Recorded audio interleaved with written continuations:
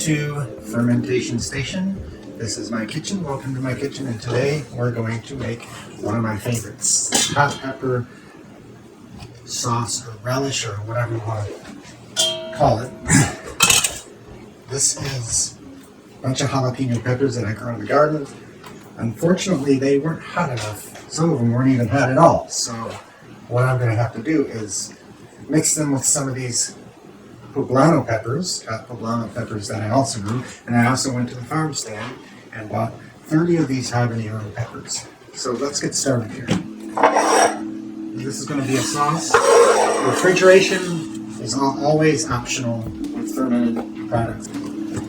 I believe that refrigeration was a ploy by the commercial marketers to extend the shelf life and to make products last longer. But the better way to store your products is through fermentation, just like they did in the old days. Like I always say, it never goes bad, it just gets better. So we have a pepper here, and all we need for these, well, I guess we don't need to do anything with these because we're going to run them through the food processor. And with these, we're just going to have to take the top steps, make sure I save a bunch of seeds for these because I'm going to grow these in the garden next year. So we'll go through all these peppers here, make sure there's nothing that we don't want to have in our sauce. Stems, parts that have actually gone bad or started to deteriorate outside of the fermentation process. With fermentation, I don't ever like to heat anything up or cook anything. I like all the natural enzymes and bacteria and stuff to do their thing. I've made some other videos. Of course, kombucha. I like to make kombucha. Check out my videos on making kombucha. And I recently made one for my, here's a little bit of it. This is fermented basil and olive oil sauce. And see what happens after the fermentation. Everything settles and you get a very nice clear oil. There I have another bottle of it over here. Oh, that one there looks pretty nice. There's a little bit of separation there, a little bit of fermentation. And listen up closely. See that little fizz, that little pop, that little fart that it makes? That tells you that it's good. Remember, nothing ever goes bad, it just gets better. Fermentation is good for your digestive system, all around way more healthy than preserving through heat, which kills a lot of the vitamins, enzymes, all the good stuff that nature provided for you. So I like to do a mixture of different types of peppers. If I had all hot jalapenos, I'd use all hot jalapenos. One thing I like to make is using Hungarian hot wax peppers. I've made literally buckets and buckets full of that. And with that, one of the ingredients I use is, we used to make goat cheese, and we would take the whey from the goat cheese, after it set up, just full of enzymes, full of good bacteria. And I would add that to the Hungarian hot wax peppers and let it work for a while. I like all the different colors. Add a lot of color to your food. It's a mark of a good dish when you can see a lot of different colors. Of course, I've rinsed these off really well. Wash your hands. Everything's nice and clean. I'll tell you, you don't want to chop habaneros and let the juice get on you. It's not a good experience. Habanero peppers itself on their own are very, very hot. I don't like to eat habaneros by themselves. That's why I mix them in a sauce. And I put ingredients in there that'll really soften the blow. So once you have a lot of peppers, a nice good pile of colorful peppers cut up, you can see how beautiful and colorful this is. This time I'm going to use a food processor. And what I'm going to use today is the shredder on the food processor. We're going to shred them. Just a little warning, if you use a blade and chop it up, you're going to get more of a liquid sauce. and it's going to all be like more blended. And I want to get little bits of pepper in the sauce. So I'm going to use the slicer. There's also a slicer attachment which slices them into little rounds, which is good if you just had jalapeno peppers. That's what I use for Hungarian hot wax peppers. So let's start the process here. Start with this sauce here.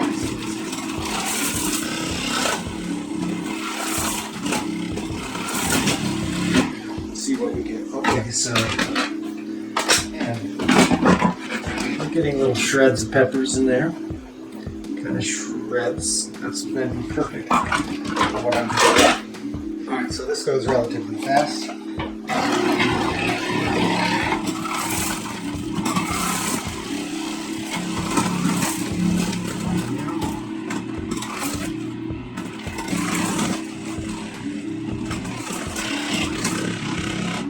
Okay, we're about halfway through. Well, no, we have more in there. Let's see what we got.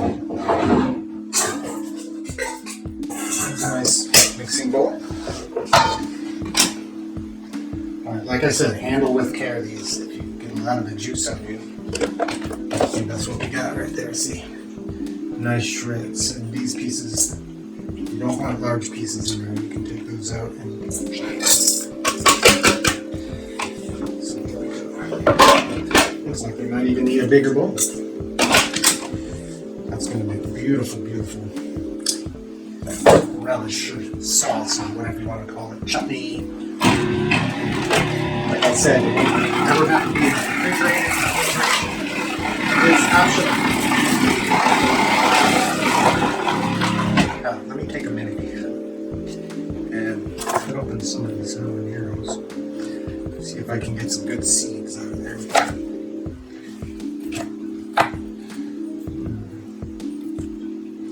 Let's just put the middles out.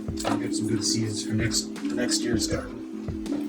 So I pulled out what I wanted to save for seeds, and we can put those, set those aside.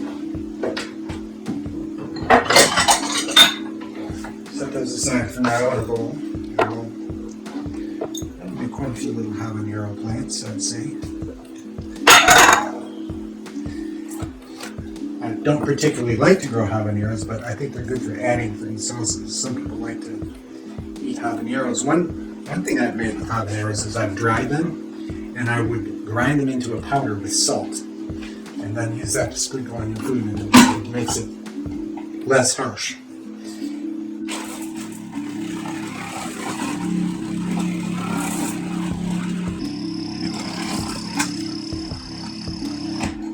Okay, I'm done with this pile. I still have some in the bowl left, and I'm clearly going to need a bigger bowl. So let's get the big bowl out.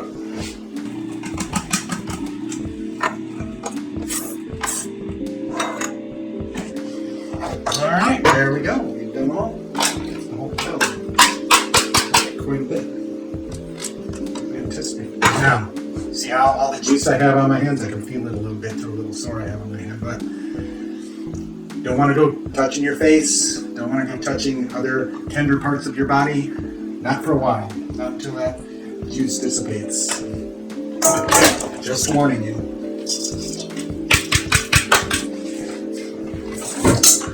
Okay, now we have a big bowl of chopped up peppers. And let's get a nice pan spoon. Here's my favorite spoon. A nice pan spoon.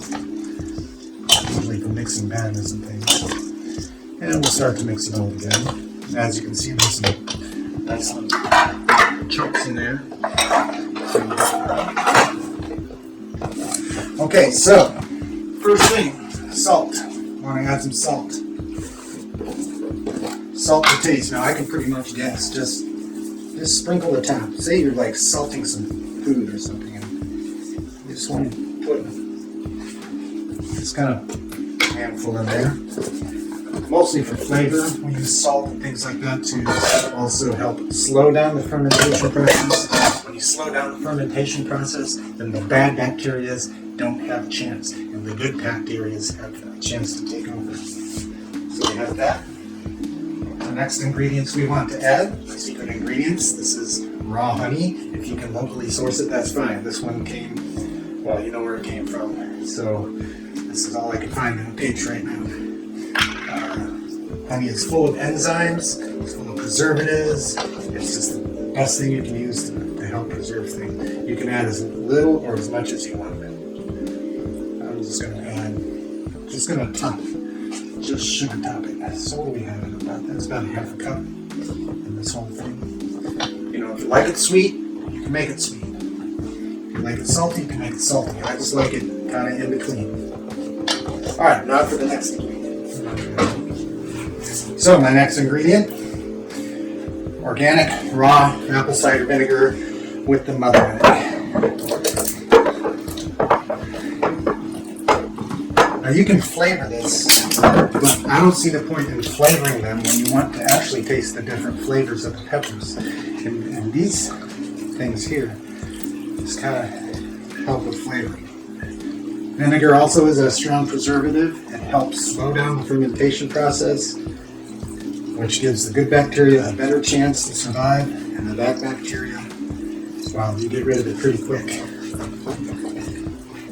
So we want to just wet it down with vinegar. Let's see what it looks like here.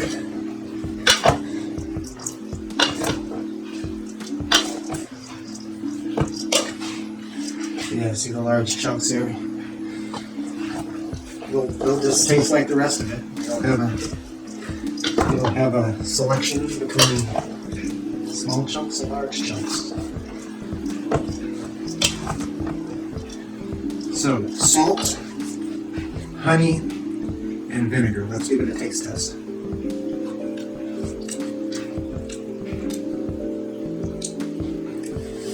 Let's put just the right amount in. Let me tell you something, those habaneros are hot. I put 30 of them in the whole batch, so I may have overdone it a little bit. So you might want to call this habanero sauce that's been tamed down by other peppers. And habaneros have a very biting heat, which I don't really prefer. Jalapenos also, when they're hot, they have a biting heat, which, you know, I can eat those when they're mixed in with other foods, which that's what I'm going to do. I'm going to mix this in with food and eat it. I'm never going to eat this straight. Some people like it that way, but I don't. My favorite peppers are the little chilies or serrano peppers. Serrano peppers, you can just eat those because they're not overly hot and they have a lot of flavor. So now, let's find some jars.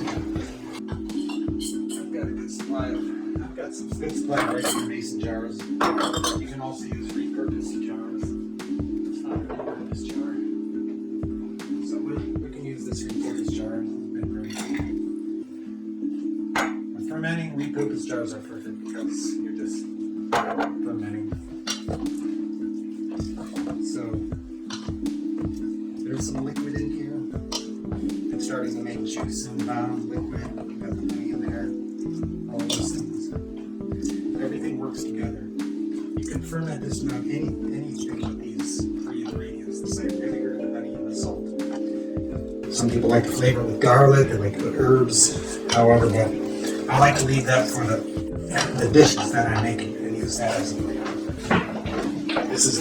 This is a handy little item that everybody should have. It's a mason jar filler. Very handy. You can just plop things in and it funnels down into the mason jar. I like to dip down into the juice. You get the juicy stuff, and it just packs right in the jar.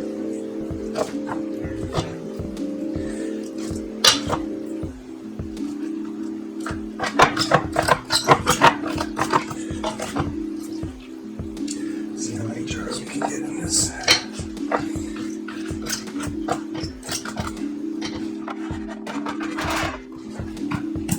Let's tap it down a little bit. That looks like a good amount.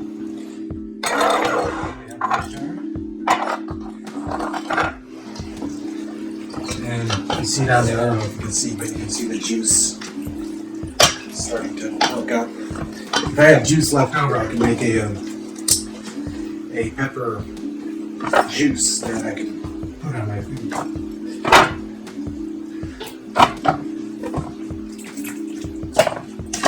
So as you can see on the bottom, we're getting quite a bit of juice. And if there's some left, I'll put some in these jars too.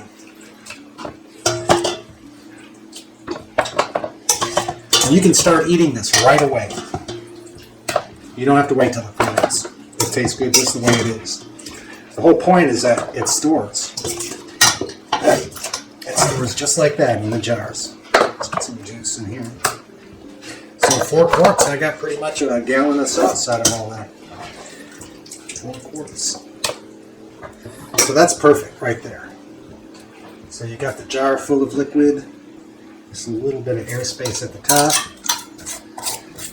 Seal the lid on it. Now what's going to happen, the best thing to do is to give this a little shake every day. And that gets the gas to get released out of there, and then you just let the gas out of the jar every day. And it's voila, it's just like that. You just store them just like that. So just like that, see? And every day, give it a shake.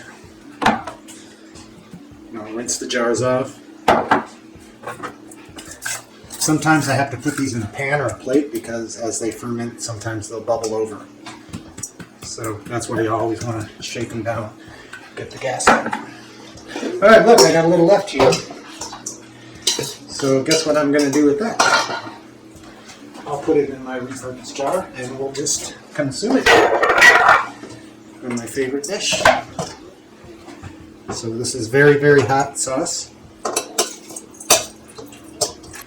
So there it is right there. This is going to go on my rice or my millet or over my pizza or whatever you want. Bring everything to the sink and rinse it.